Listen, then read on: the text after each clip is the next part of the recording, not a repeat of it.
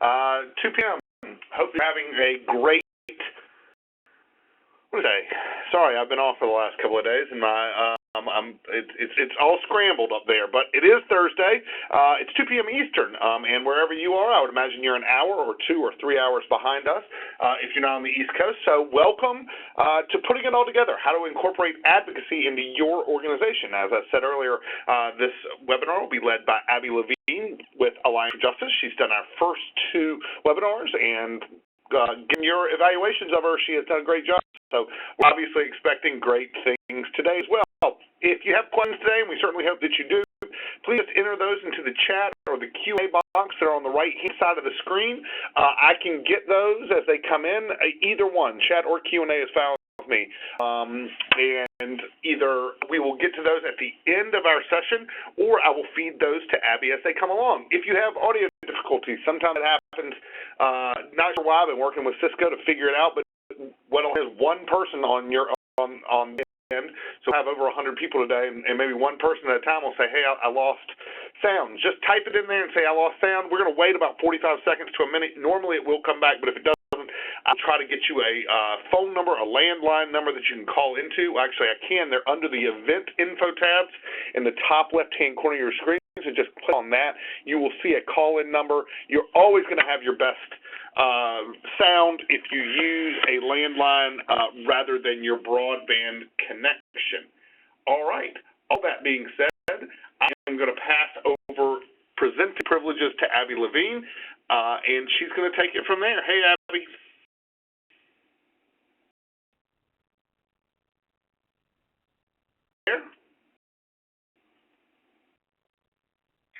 Hey. I got a little worried. I had my phone on mute, not have background noise, and it's important to unmute the phone. Yes, to be with you this afternoon, and so great to be with all of you out there around the country for this third part advocacy series.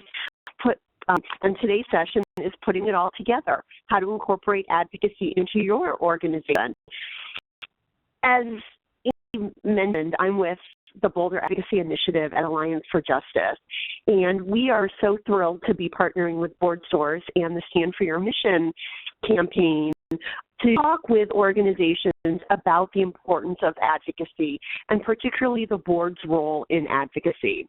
For those of you who are not familiar with the Mission campaign, it is an initiative initiated by Board Source, Alliance for Justice, Forum of Regional Associations, the Forum of Regional Association of Grant Makers, the National Council of Nonprofits, and Champion Foundation and the Knight Foundation to encourage boards to embrace advocacy and to think about how advocacy fits into the work of your organization, and particularly how it can be used to further the mission of your organization. If you have not already gone, I encourage you to go to the Stand for Your Mission website, which is standforyourmission.org.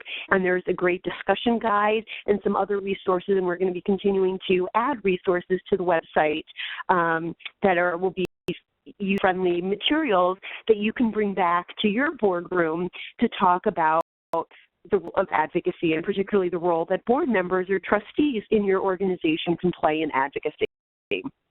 Alliance for Justice is just such a natural fit to join this campaign. We're a nonprofit organization ourselves based in Washington, D.C., with satellite offices in Oakland and Los Angeles, California, and as of about a month ago, Dallas, Texas. And we work with nonprofits, foundations, all across the country to promote advocacy and to encourage organizations to be bolder advocates, and particularly focusing on the legal rules about how organizations can get involved doing it legally, but also talking about why it's so important and ways to incorporate advocacy into organizations' activities. And so in this part of this series, several weeks ago, we focused on why advocacy is so important for organizations. Last week, we talked about the legal rules that, yes, nonprofit organizations can get involved in advocacy and, frankly, even can get involved in lobbying. Today, we are going to look at how do we take that, now that we know that we should get involved in advocacy, now that we know it's legal and that we can get involved in advocacy, how do we think about how to do it? That we are recording these webinars, and after today's session, all 3 of the sessions in this series will be posted on, I think, the BoardSource website, and we will, and the materials that you received before the training has the Alliance for Justice information on it, our contact information, and the Stand for Your Mission website is standforyourmission.org. And all those recordings will be as well. Oh, great. So they will be on the standforyourmission.org website, and we'll make sure we get available and make it clear to everybody where those materials will be. That's right. Please start thinking about how to incorporate advocacy into your organization. I want to start by saying there's no right way to do this. There's no one way to do this. What we're going to talk about today are some of the key questions that you should be thinking about, both in terms of setting goals for what you want to accomplish and how they fit into your organizational mission goals overall, thinking about evaluation and how to evaluate advocacy work, which, as you may imagine, may be different from evaluating direct service work.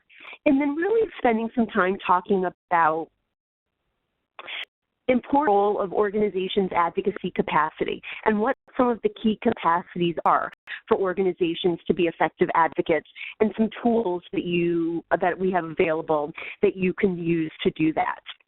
So again, as we talk about this, it's really important, as we mentioned in the first session, understanding what you can do and what you should do is a really important question.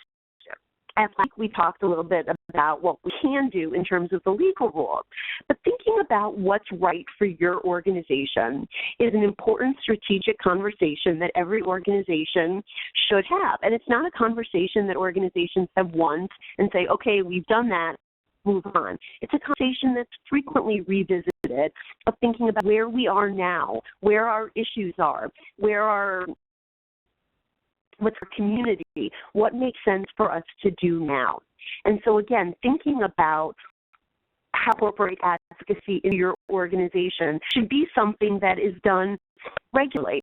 And the decisions that you make today may not be the same decisions that you would have made had you had a conversation a year ago, or if you have a conversation 6 months from now, or 5 years from now. And so again, a lot of what we're going to talk about today are questions and issues and tools to revisit. You think about the work of your organization as you do broader strategic planning, as you think about the role of your organization. Just start thinking about advocacy. Just with anything else, it's really important to think about what do we want to accomplish. And again, when I'm talking about advocacy, I'm not talking about lobbying. We're not just talking about that narrow definition of trying to influence a particular piece of legislation. We're talking about advocacy in the broad sense of trying to change public policy, trying to change how people think about issues, how to create a better vision for our society. And that may be how to create a more equitable education system, or to have healthier children, or better access to health care. Thinking of what those goals are will be different for every organization. But it's really important as you think about advocacy, just as you do with all of your work, to really think about what your goals are and to think about what you want to achieve, what you see, how you measure success. And again, we'll come back and talk about these issues in a little bit more detail. But it's important at the outset to think about what do you want to accomplish, as in the first webinar, there are different ways that organizations can go about advocacy, of trying to go the legislative route, or trying to talk to legislators, or maybe at the ballot box, or maybe working with administrative agencies, and thinking about who is the decider, who is the decision maker for the change that you want to occur. That's really important to be clear about that. One thing that I see with organizations is that sometimes we think, oh, well, we're just going to go to the legislature for everything, or if we have a problem, well, we're just going to go talk to our congressperson. And that may be really effective, but if you're trying to determine or trying to get a stop sign into your city, the congressman may not be the right person to do that. And so understanding the system in which you're working is really important. And after identifying who the decision makers are, thinking about to whom they will listen. Is it your organization that will be the spokesperson, or the person trying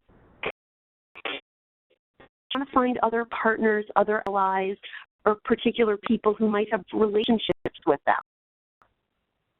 And finally, thinking about what is the message that they need to hear, and recognizing that the message that we as organizations sometimes want or think that we can just have a one-size-fits-all message. As we think about advocacy, that we have to adapt our message sometimes for the particular people. And again, for these questions, there are no clear answers, and there's not necessarily going to be a right answer. But it's important to think through these kinds of questions as effective as possible.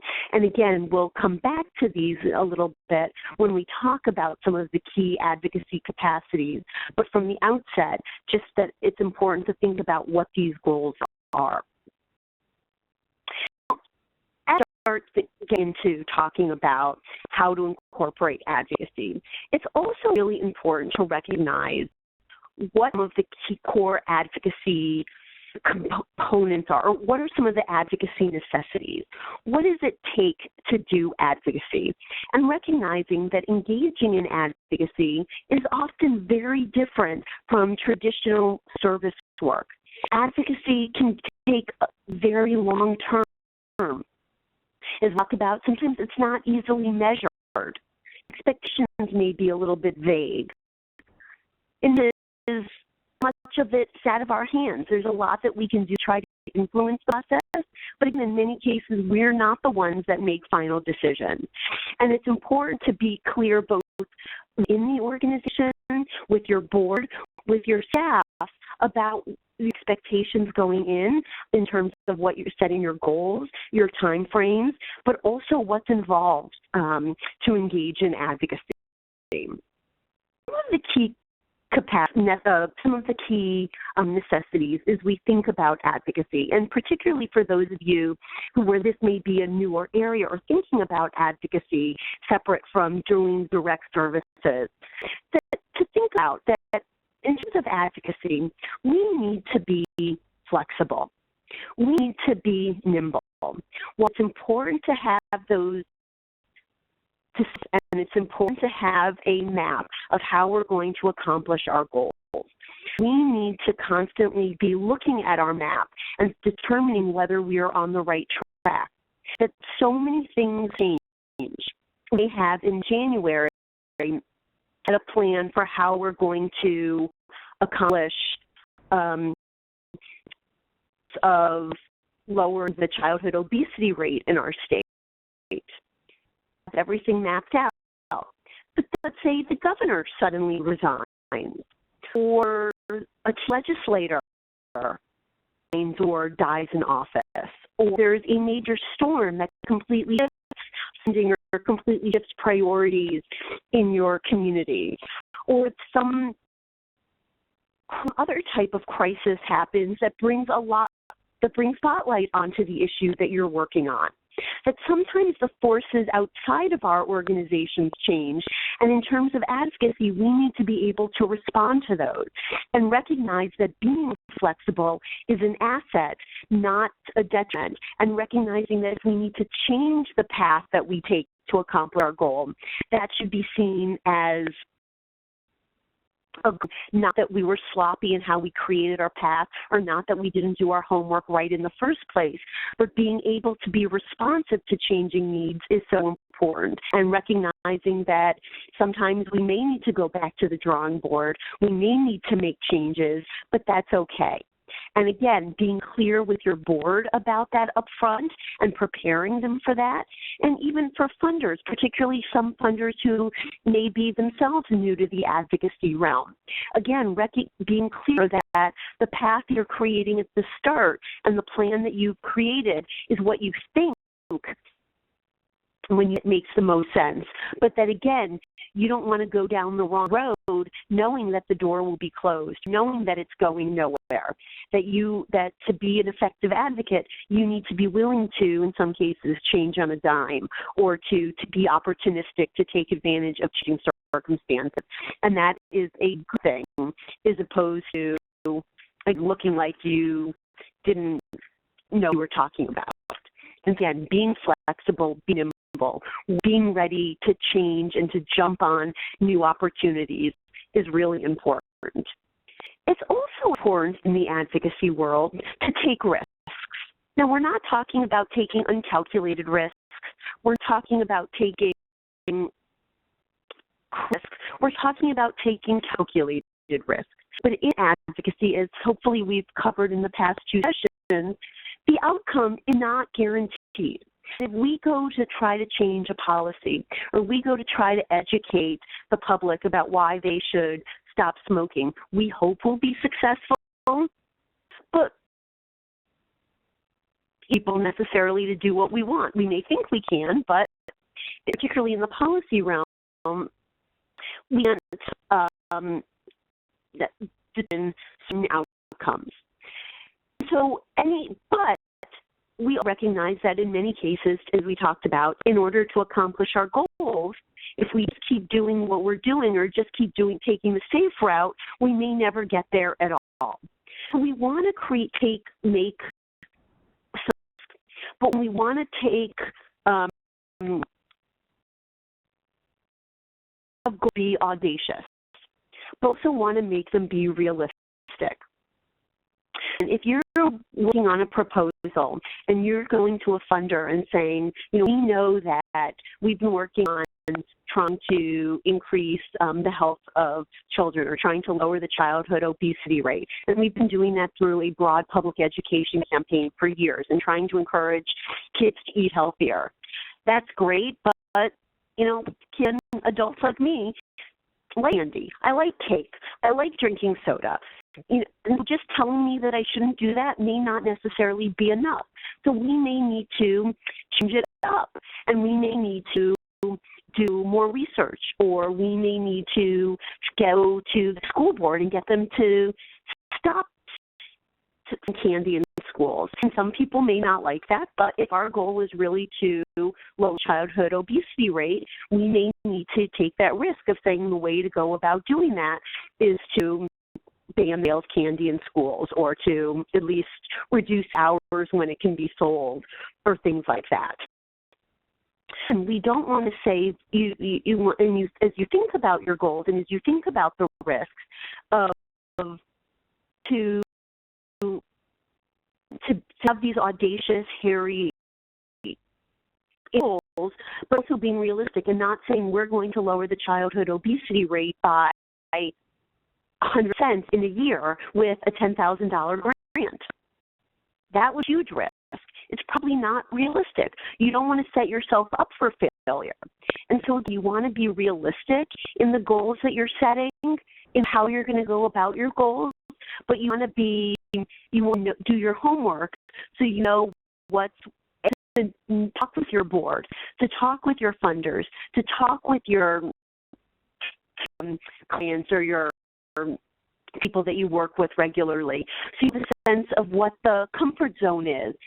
And organizations have different levels of comfort in terms of taking risks, and you want to understand what that climate is and what the culture is in your organization, and figure out how high you want to swing, how high you want to reach, and what feels right for your organization.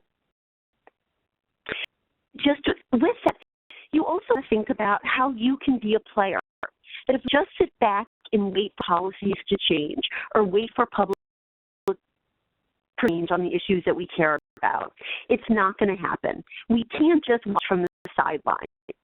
We need to jump in. We need to get involved. And advocacy is a way to get involved to further your mission. It's also important to recognize that you're not playing alone, that advocacy is not a solo sport.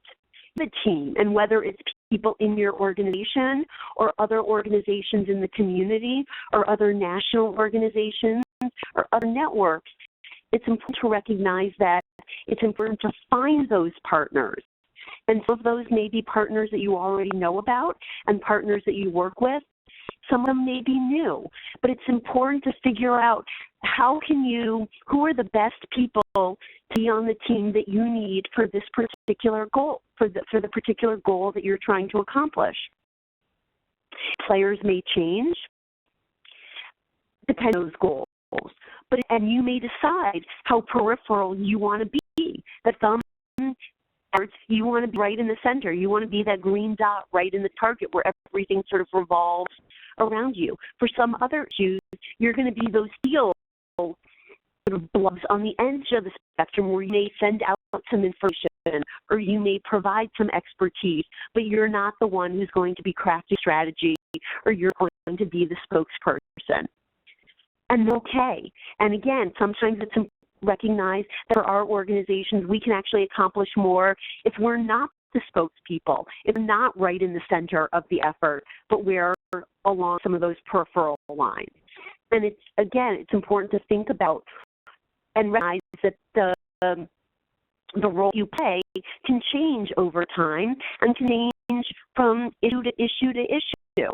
But thinking about where your comfort level is, who you want to work with, the role that you want to play is really important. It's also important to recognize that advocacy takes patience. Just as the proverb or the fortune cookie says, good things come to those who wait, be patient. Advocates to be patient. It's always easy, but we need to recognize that the work we do, every now and then, we might be able to get a policy change within a year. It does happen, if not less, but oftentimes it takes years. Group working on who had been working on healthcare reform or trying to get the affordable passed. That took a long time, and it wasn't just the effort around the current ACA passage, but back 90s effort, and even before that. Advocacy can take a lot of time, and as we'll talk about when we talk about the importance of building capacity and thinking about how we evaluate this work, it's important that we recognize that we can't just measure or can't just consider success to be an ultimate policy win, but we really want to think about some incremental steps, ways that we can find successes along the road, that it's not just getting to get a finish line of a policy change, or with the Affordable Care Act, in some way there is no finish line. Groups got the law passed, but then it's been challenged, and there's the regulatory phase to figure out what it'll mean, and it's going to be a very long-term process. And so again, it's important to think about for advocacy that, and not every advocacy effort is as complex as the Affordable Care Act. I say most aren't. A lot of the advocacy work that organizations doing will not be quite so cumbersome. But again, it's important to recognize and to prepare your board, to prepare your funders, to prepare your community that getting involved doesn't mean immediate success, but that good things come to those who wait, and that we need to we don't get something done in year one doesn't mean we should give up or that it's never going to happen. But again, that it's a long-term, it's a marathon, and we need to keep going. And we'll talk more about evaluation, but it's also important to recognize that we sometimes need to be creative about how we evaluate our work. That again, sometimes it'll be very clear in terms of we want to get a new stoplight put in or a stop sign put in at a particular intersection, that was done. Check. Success. Sometimes that happens. Again, sometimes it isn't. And just because we did not get the stoplight through doesn't mean the organization wasn't working successfully, doesn't mean we didn't have to get a lot of other positive, do a lot of other positive work in our community. Important as we think about evaluation, that evaluating advocacy is different from evaluating service. And again, we'll talk more about that. And part of the reason, and that this will look familiar for those of you who are on the first webinar, thinking about, when we think about advocacy, that this continuum of both getting policy goals, of getting the stop sign put in, and sometimes it's about building leadership and power in the community. And sometimes even if we weren't able to get the stop sign put in, we were able to mobilize people in the community. Neighbors were able to meet with each other. They were able to talk to each other. They were able to find their own voice. And if the stop sign didn't get put in today, they may be willing to try it again next year or to take on another issue. And so again, recognizing that all of these, that building power may be just as important, if not more of an important win than the ultimate policy goal of stop sign or some other concrete measure.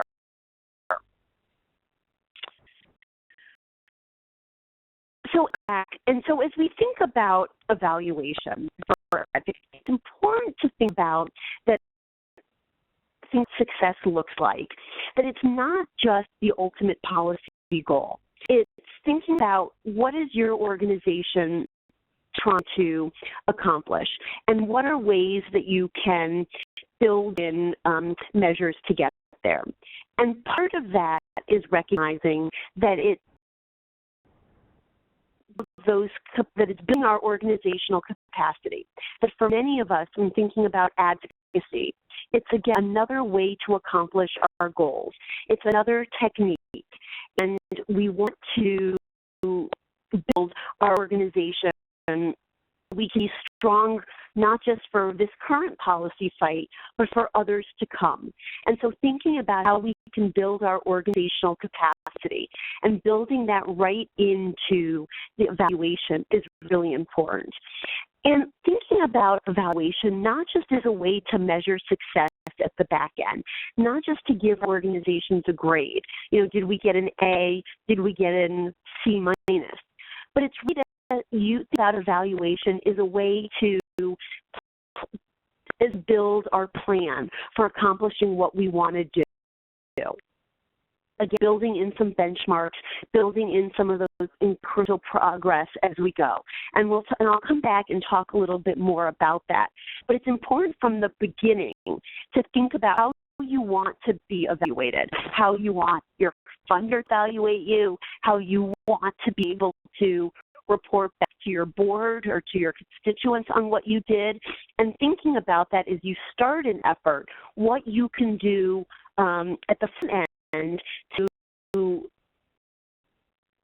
as easy as possible to evaluate at the end, and to think about taking time periodically during the campaign, not just at the end of the campaign to evaluate, but again to see when you need to adapt, when you might need to change course or to think about some of those external factors.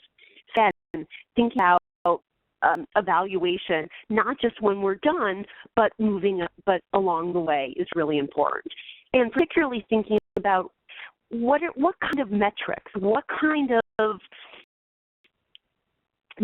or examples are you going to need or are you going to want to talk about your work at the back end?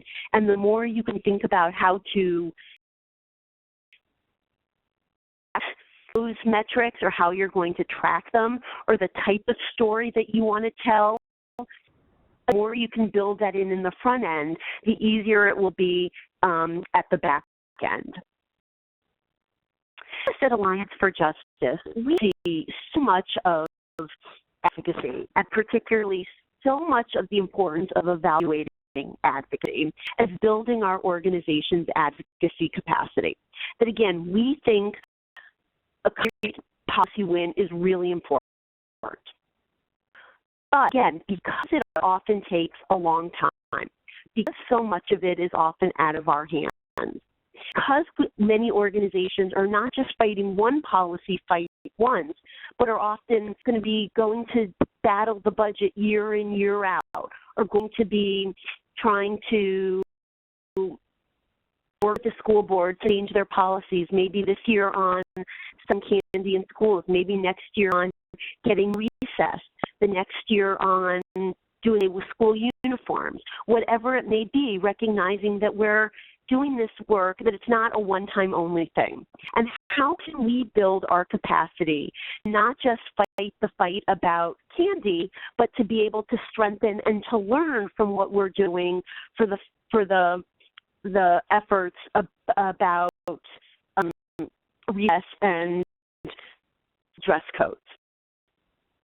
We think it's really important for organizations to evaluate and to assess their advocacy capacity, to have a sense of where your strengths are now. What do you know? What resources do you have?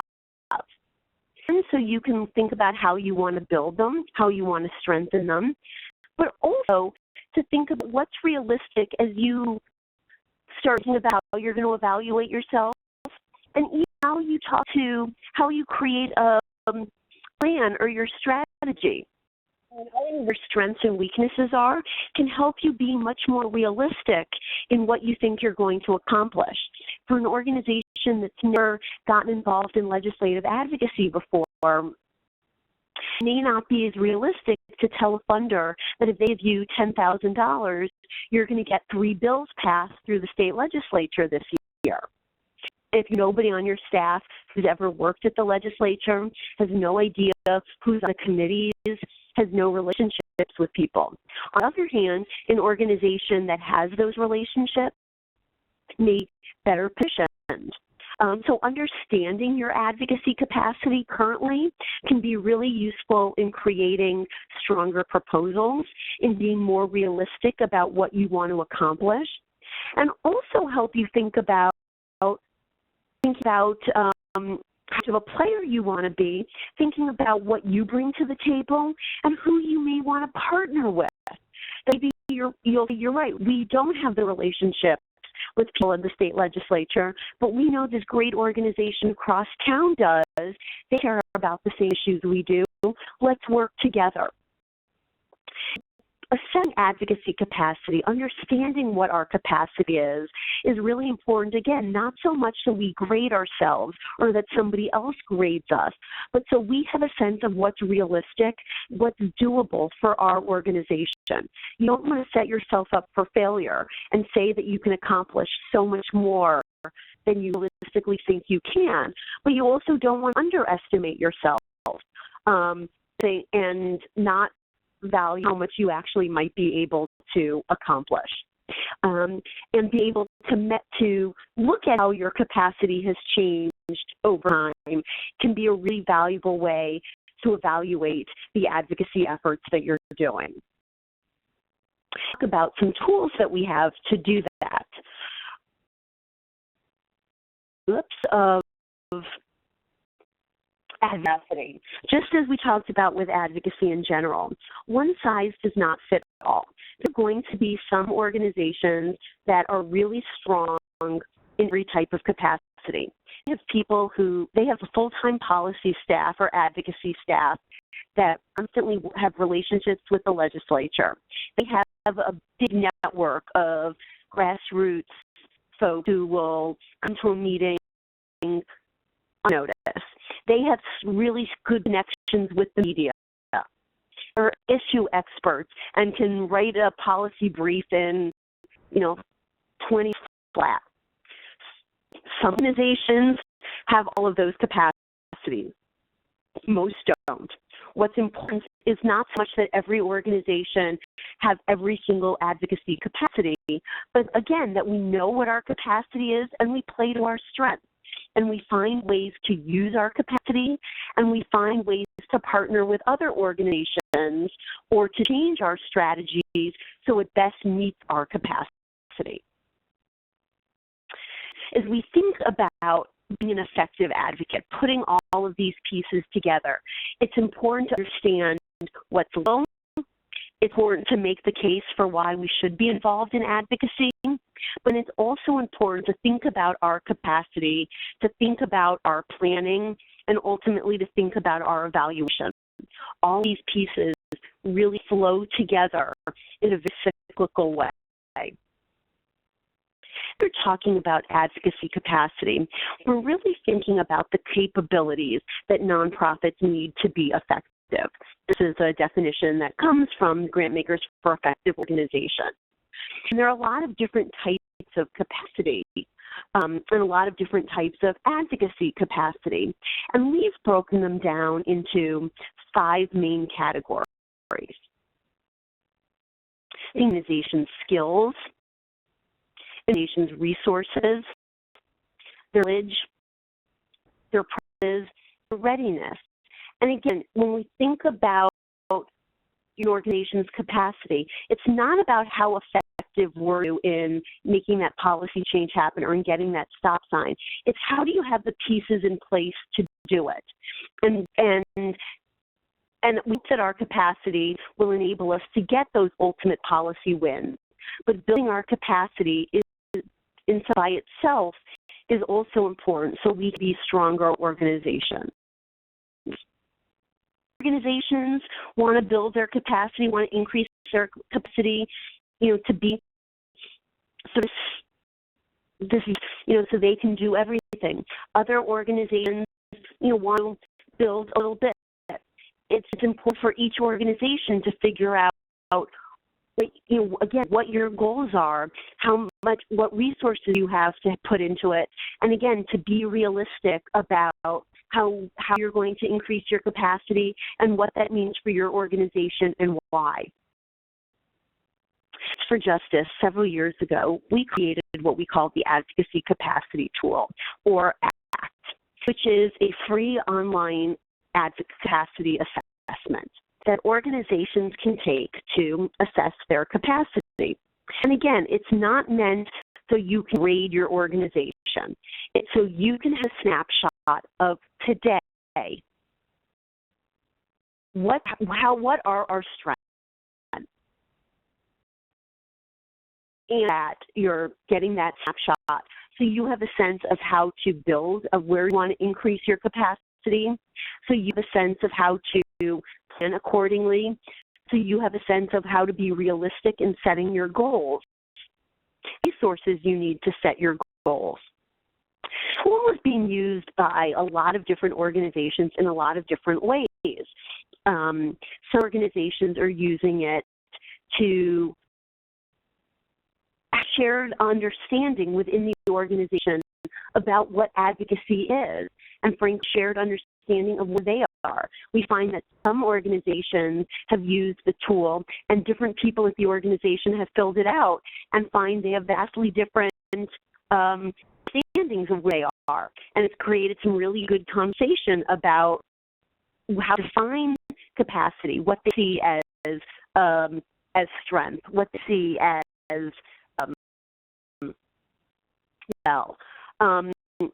it's important to understand, again, what your capacities are so you know how to identify or so you know how to build upon your weaknesses and play to your strengths. You know how to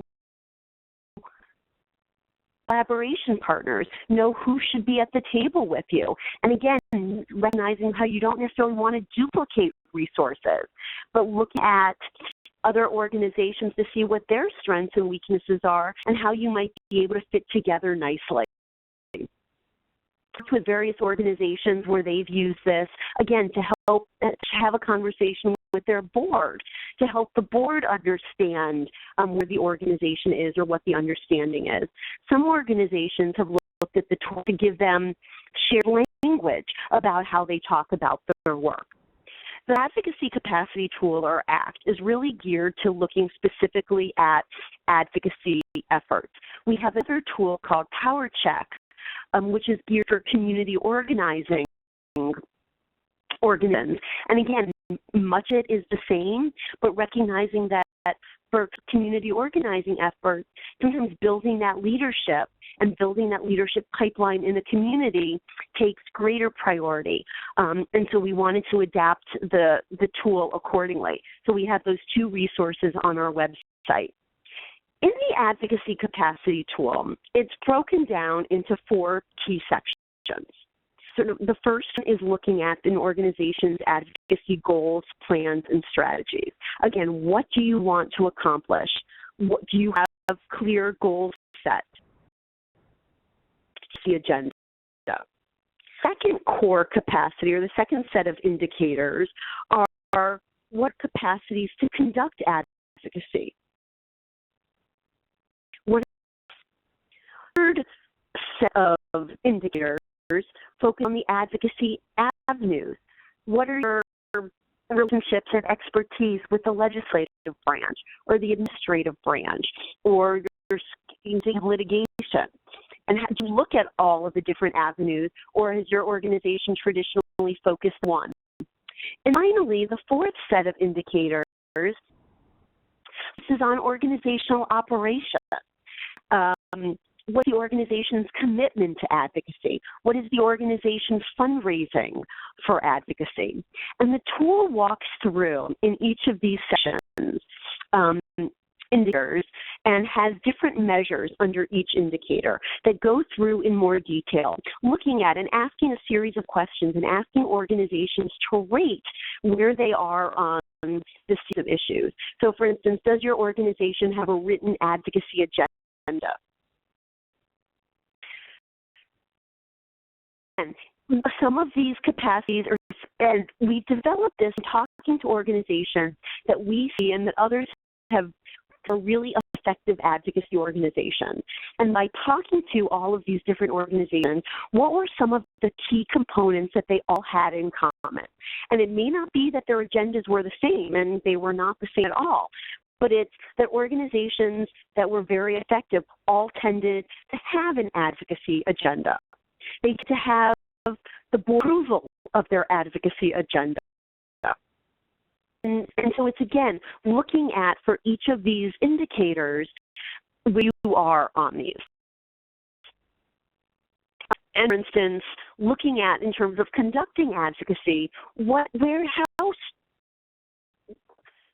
your organization in terms of relationships with the media, both of being able to call reporters, getting them to come to events, or getting other people to be able to show up. Do you have capacity to create and disseminate research reports?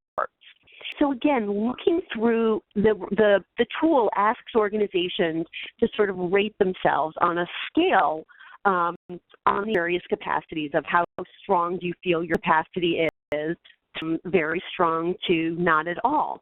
And some of the capacities allow you both to look at, how do you rate yourself, your own organization, but also how much do you rely on partnerships? Again, as an example, one measure was asking an organization to assess their skills, knowledge, and actions related to legislative advocacy. And there are a series of measures. So one will be the organization identifies and works with appropriate legislators, committees, staff, and stakeholders. And it asks you to relate very strong always, moderately strong, or we usually do that. We sometimes do that. We really never do that. Or also, we do that because we rely on our partners to do that. Maybe in the next measure, the organization identifies, monitors, and analyzes proposed legislation. And again, there are some organizations that may do that regularly, but some organizations say, we don't do that. We rely on budget and policy priorities to do that. We know they're going to put out good, credible information, so why should we do that? So again, it's forcing you to think about what these involved in advocacy, to think about where you are. And so you can take this tool online, and again, it's at our website, boltadvocacy.org, and you can go through these measures for all of the different indicators. And at the end, you'll get results. And again, the results will tabulate where your organization is strongest and where you're weakest. The reporting and the results are only for you. Decide how you're going to use them. We share them with anybody else. We're in the process of actually creating a report that looks at the first 250 users who filled out the form online, but all in the aggregate. And that will be coming out soon, so you can get a sense of where other organizations are and how you might fit in. And I think very often we often think, well, everybody else is better than us on this, or everybody else must have this capacity, when that's true at all. So I encourage you to keep your eyes out, and we'll make sure we send that to you. But when you take this tool, and I would encourage everybody to use the capacity assessment tool, and after you get your results, to think about these 3 questions. 1, what surprised you about where you came out and what your strengths or weaknesses are? What were your top strengths? Were they you thought they would be? And what do you want to be stronger? We found that some organizations, as they thought about this, they found that they were already pretty strong in their media relationships, but they weren't as strong as they wanted to be. They were going to focus on making themselves as strong as they could be in that one area. Other organizations looked at where they were the weakest and said, "Oh, we have no capacity in being able to get people to come out to a rally. We want to really build that." And so again, some organizations may want to get stronger where they're already strong and build on that. Other organizations may want to sort of look at where they're weakest and build. There's no right answer. There's no right approach. This decision is for you to be more thoughtful, to be strategic for your organization about what makes sense. And it may be to hope if you have some good relationships with other organizations in the community, that you can come together and talk about your respective strengths. And again, think about how you can collaborate and piggyback on each other's strengths, or maybe come together to write some joint proposals to funders to do some work together, talking about playing on each other's strengths. And thinking about this is a way to enhance your organization's capacity. You have a sense of what your strengths are, and that can really help you think about what's realistic. That can help you go back to answer those 4 questions, or some of those questions, in terms of, messenger, or what is the best message that policymakers need to hear, or how do you even figure out what the best message is, or who the best messengers are? You have a sense of your capacity.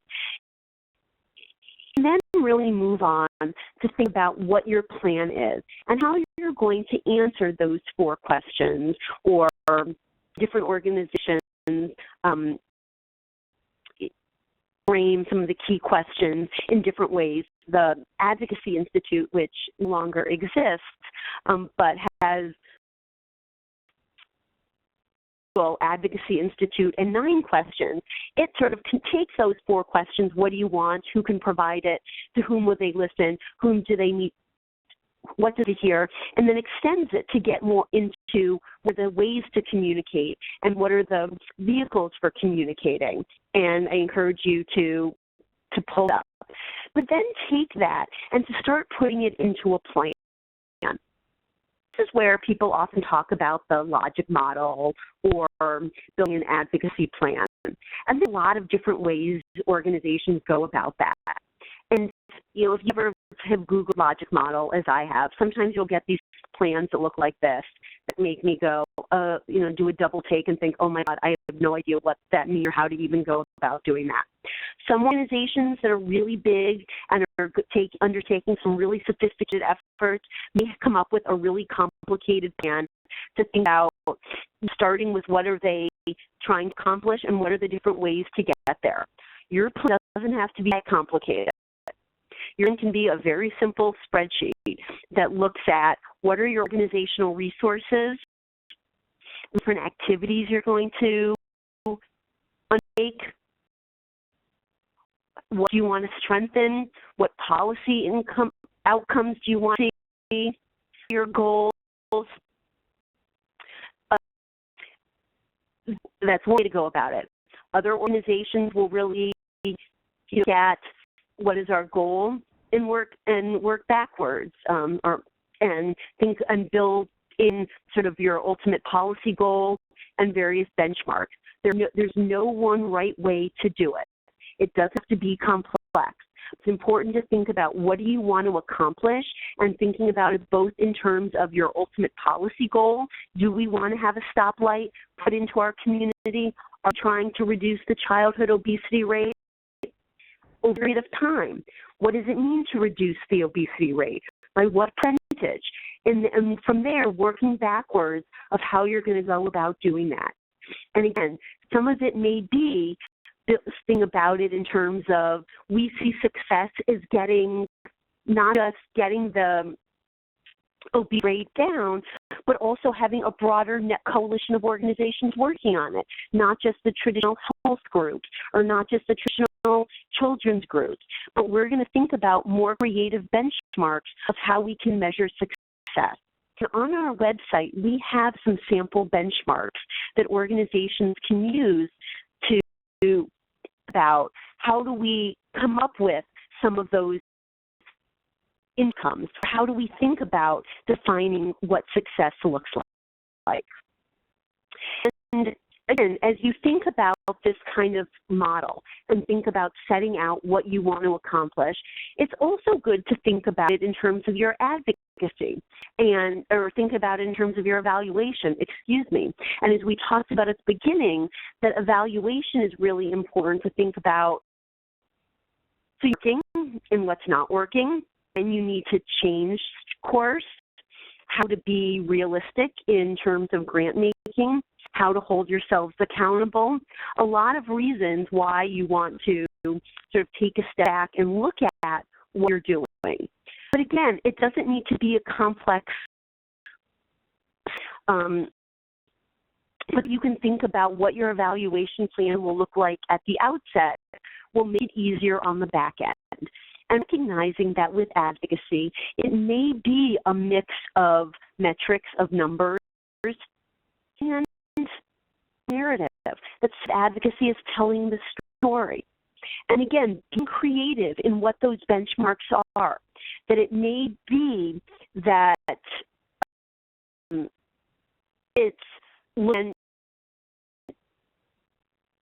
some numerical benchmarks, but it may not be that we've got the stoplight put in, but we were able to meet with city council people. We were able to hold 3 rallies. We had 4 op-eds.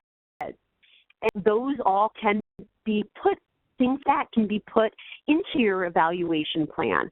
Look at how many people came to events, how many people, a pre-survey of how many people knew there was a problem or cared about putting a stop in, and then after your campaign, how many people realized there was a problem and believed in putting a stoplight in. So again, being creative is important.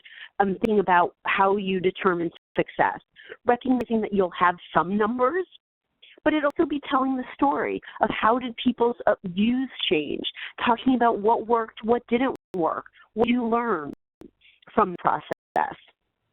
And we really think in terms of evaluating advocacy that it's both looking at it in terms of the policy goal itself, but also really building your organizational capacity. So even if you didn't get that stoplight, how is your organization strengthened? How has it built relationships with other organizations? How has it had a better understanding of what the legal rules are? How have you better learned how to reach out to the media?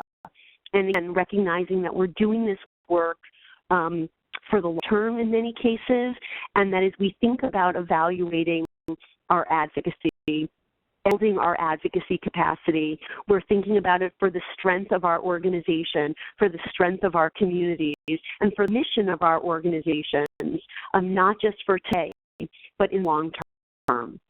So I'll stop there and see if there are any questions. But I know I talked about a whole lot of material.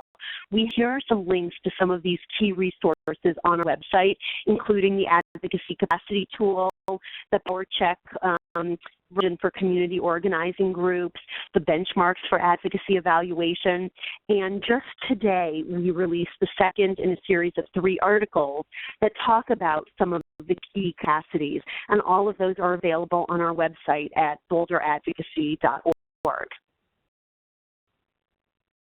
Oh, much, Abby. So if you have a question, now is the time to ask it. We only have a few more minutes left together, but we would love to be able to answer any questions. And like Abby said earlier today, if to find the information, we're going to have all these webinars up as recorded, and also have plenty of resources, that sort of thing. So go to standforyourmission.org. And there we will have up everything we've talked about that would be up on these webinars, plus much, much more. So always go to standforyourmission.org. I was wondering, because I know I'm going to get this question, and you may have said it, but your advocacy evaluation plan sample, is there a place where folks can download templates like that and that sort of thing? That's a great question, and I realize that they're not up on our website, but if you email me, or send an email to at abby@afj.org, abby@afj.org, I can send you samples of those, the logic model and the evaluation plan. For the capacity assessment, when we talk about that, do you think that's just something you should do kind of, at any kind of campaign, or is that something you would think about, yearly or bi-yearly, or just, Sure, whenever you feel like it's a you're great ready? question, and I think different organizations use it differently. Some really do it at the start of a campaign.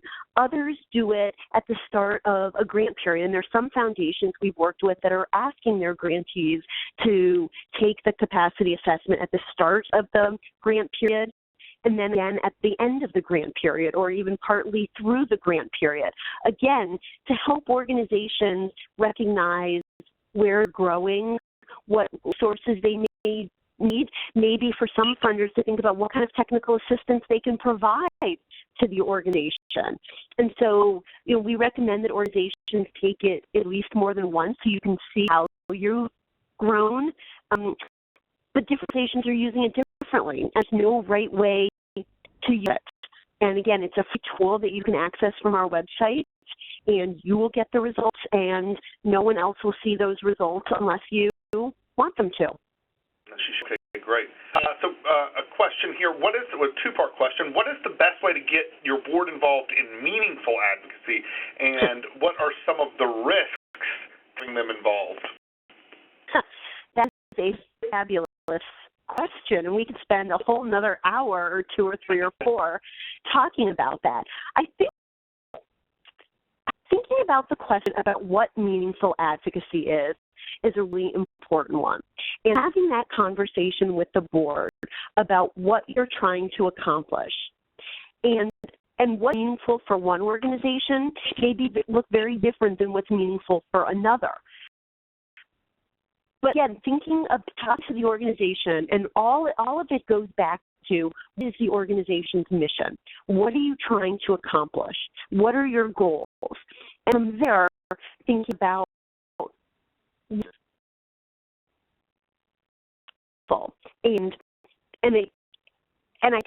would be an interesting question to survey each board member to find out to them what's meaningful. It's to, again, reduce childhood obesity rate by 100%. Is that what's seen as effective? Getting reduced a little bit in a particular community. It's healthier, getting more exercise. depending on people's perspective, all of those may be meaningful. But I think it's important not to assume, and not to assume that all board members are on the same page, not to assume that all staff are on the same page, and to have those conversations and to really think about what is meaningful for our organization and what's realistic for our organization. Again, what's realistic for the American Heart Association may be very different than what's realistic for a very small organization that's all volunteer run. So again, it's important for organizations to think about what's meaningful for them, what they can do, and not always comparing ourselves to other organizations. And that's the second part of the question. What are the risks of getting them involved? I think, the benefit of getting your board involved is getting buy-in and having the board comfortable with the risk of better advocacy and the long-term process.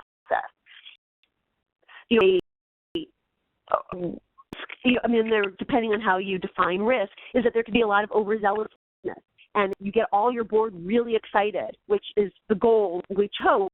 You want to make sure that all of that excitement is channeled in the same direction. So all working towards the same effort. Everybody's on board with the same strategies and tactics. And I would say that's, again, it's really important to get your board excited about advocacy. The whole goal of Stand for Your Mission campaign is to get board members to see themselves as advocates for the organization and particularly for the organization mission. But again, you want to make sure that the organization is working together to do, and that everybody's on the same page and doing it in a streamlined way. Awesome. Abby, I just want to say thank you very much for the last 3 weeks. I think we've all learned a ton, and boards will appreciate it. Obviously, the Stand for Your Mission campaign is better because you guys are involved. And thank you very much, and thank you to everyone who joined us for your great questions, your comments, your feedback. We really, really appreciated it. You all know my email address, I think, andy.davis@boards.org. Abby has given hers. You can see contact information on the screen in front of you. That is also in the slides that we sent. So after we're off today, like we said, the recordings will be up on standforyourmission.org next week. I think that's it. What do you think, Abby? I think that's great, and thanks so much for all of the work that you do out in the field. And if Lions for Justice can help you in any way, please let us know. Here to support you in the work that you're doing, and keep up the good work. Agreed wholeheartedly. Yep, keep up the good work, everybody. Thank you for joining us, and we will see you soon. Take care, everybody. Thanks, Abby. Bye.